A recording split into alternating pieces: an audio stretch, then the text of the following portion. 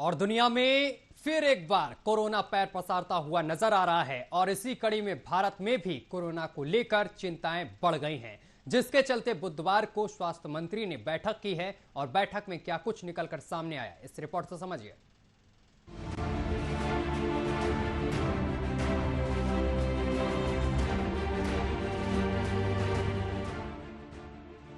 दुनिया में कोरोना ने एक बार फिर से कहर बरपाना शुरू कर दिया है।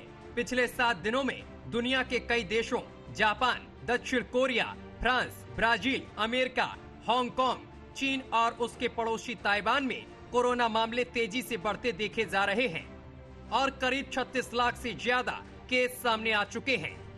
और इसी को देखते हुए भारत सरकार की चिंताएं बढ़ गई हैं। देश में एक बार फिर से पड़ोसी देशों और विदेशों की फ्लाइटों को बैन करने की मांग उठने लगी है और इसी के चलते स्वास्थ्य मंत्री ने जीनोम सीक्वेंसिंग के लिए एडवाइजरी जारी कर दी है। केंद्र ने राज्यों को चिट्ठी लिखकर जीनोम सीक्वेंसिंग के लिए पॉजिटिव रिपोर्ट भेजने को कहा है। साथ ही देश में कोरोना की स्थिति की समीक्षा करने के लिए बुधवार 21 दिसंबर को केंद्रीय स्वास्थ्य मंत्री मनसुख मंडाविया ने स्वास्थ्य अधिकारियों के साथ बैठक की। इस बैठक में कोरोना के नए वेरिएंट को लेकर सतर्क रहने के निर्देश दिए गए हैं।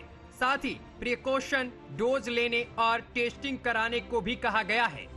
ये नॉन कोविड होगा, लेकिन अगर हमने अर्ली डिटेक्शन करनी है तो तभी करेंगे, कोई टेस्ट करवाएंगे। तो एक अपील भी है और सिस्टम भी इसको प्रोत्साहित करेगा कि टेस्टिंग हो।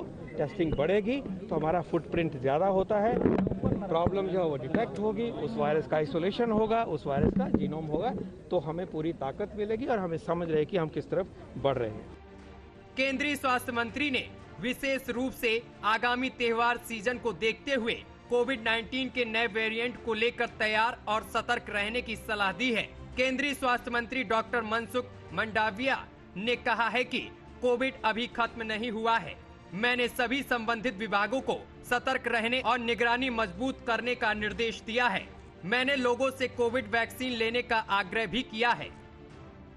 चीन में कोविड-19 के बढ़ते मामलों के लिए ओमिक्रॉन के सब वेरिएंट BF.75 को जिम्मेदार ठहराया गया है और इसी वेरिएंट के 3 मामले भारत में भी सामने आए हैं।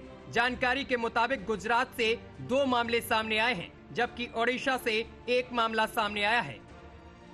न्यूज वॉच इंडिया के लिए ब्यूरो रिपोर्ट के साथ अतुल कुमार।